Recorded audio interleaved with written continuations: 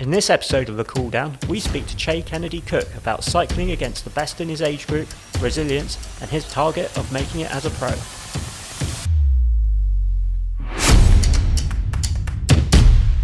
Obviously, you've had quite a season. And maybe just take me back to the start and how it all set off for you. Yeah, so I got word that people were interested in me going to the Youth Commonwealth Games. And then from there I was like, okay, I'm going to select a couple races. So I started with like mountain biking in the UK. But unfortunately I was ill for that. So then I started focusing on road since the Youth Commonwealth Games was road. And I just turned 16 last year. So I was able to race on the road with the adults. So when the road races came, I did every single one. And I was pleased that I could race with the best, so the likes of the guys who did the Island Games. I was racing with them. Although they did beat me by quite a bit, it was just a really good experience. I learnt a lot from them.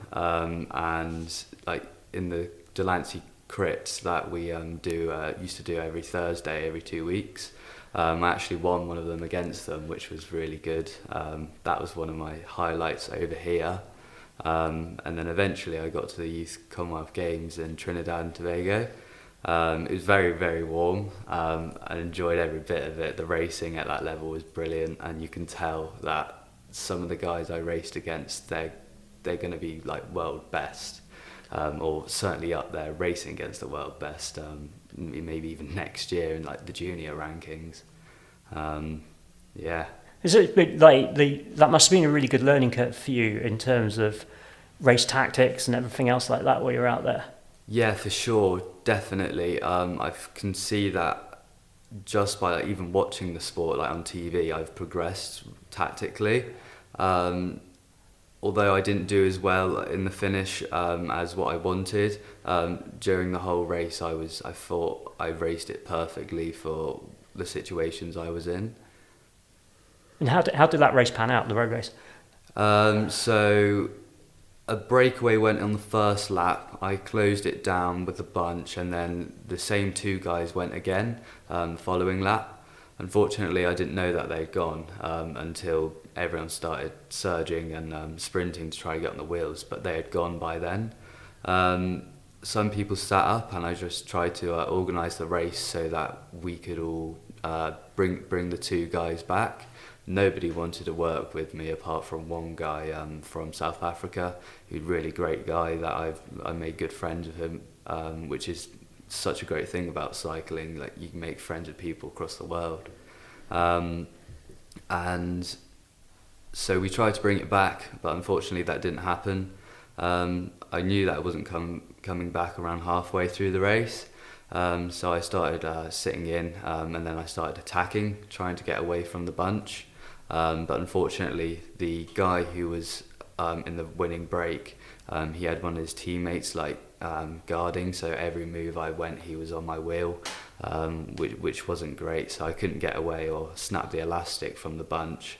But my legs felt really good, and if I had the right situation, I do think I would have gotten in the break and maybe even medalled, which would have been really good. Yeah, so I guess that's about race awareness and all stuff that you learn along the way, yeah? Yeah, for sure. Cycling's like a game of chess, really. You've got to play it right, and you've got to have good legs for the day. If I take you back a little bit, but what first got you into cycling? Delancey Flyers. We one Wednesday night, me and my parents went for a walk, and we saw it up there, and I was already riding my bike with my dad. And I was like, oh, we'll do some racing. And then since then, I just progressed. Like the club and way it's structured, it brings up youngsters. Like, I wasn't any good within my first couple of years, but I started seeing like progression. And now Paul's taken over. Like, you got the academy, which once you're in Flyers, like the last couple years, you start to progress into the academy, and like you get spotted, and then like they'll edge you on to adult racing, which isn't what I'm now in, because I left Flyers last year, which was sad, but it's like a new progression. It's like it opened a new door for me. in like the ranks of adult cycling, which is what I now do. And you got anyone you really look up to in terms of cycling as well, maybe on the pro scene type stuff? Certainly Mathieu van der Poel. He's probably like my favourite cyclist of all time. He's just such a great rider. He's just got world champion in the road race, and he does like all the disciplines. So he does mountain bike, road, cyclocross, which is what I do now. And he's a really big inspiration because he's such a big guy, and he's very, very strong on the bike. And in terms of your future, where do you see yourself?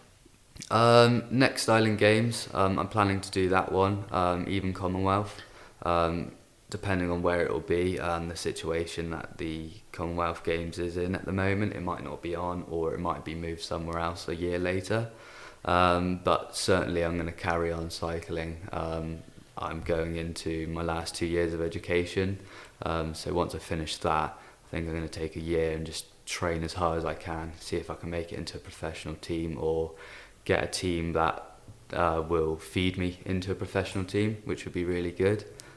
It's just a matter of where I would do that, if it's in the UK or France, or even Belgium.